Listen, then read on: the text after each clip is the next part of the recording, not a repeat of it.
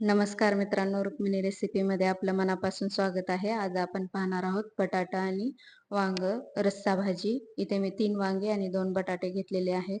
वांग्यावरचे काटे काढून घेऊ, त्याची देठ कट करून घेऊ आणि याला बारीक कट करून घेऊ.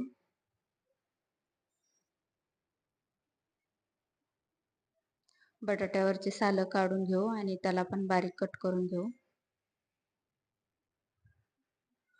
आणि याला स्वच्छ धुवून घेऊ. एक टमाटर कट करून घेऊ आणि एक कांदा कट करून घेऊ. मिक्सरच्या भांड्यामध्ये टमाटर, कांदा, अद्रक, लसूण, कोथिंबीर वाटून घेऊ. गॅसवर कढई ठेवू, त्यामध्ये तेल टाकू. तेल गरम झाल्यानंतर त्यामध्ये मोहरी टाकू, जिरे,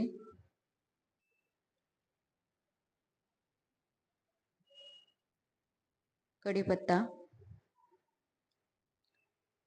कट केलेली हिरवी मिरची, हिंग आणि वाटलेलं वाटण टाकून घेऊ आणि याला व्यवस्थित हलवून घेऊ.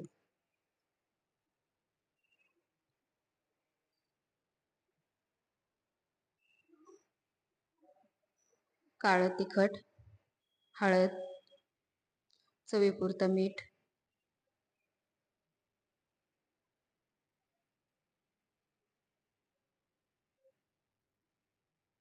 आणि यामध्ये बटाटा आणि वांग कट करून घेतलेलं टाकून घेऊ.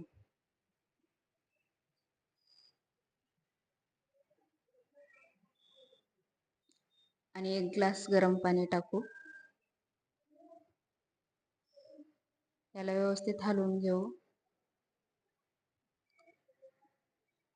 एक मोठा चमचा शेंगदाण्याचं कूट घालू. याला व्यवस्थित मिक्स करू आणि झाकून ठेवून एक 7 मिनिट शिजवून घेऊ. यावरती कोथिंबीर टाकून घेऊ. व्यवस्थित मिक्स करू. झाली आपली भाजी तयार. बघा किती छान अशी भाजी तयार झालेली आहे. रेसिपी आवडली असेल तर लाईक करा, शेअर करा आणि सबस्क्राईब करा. धन्यवाद.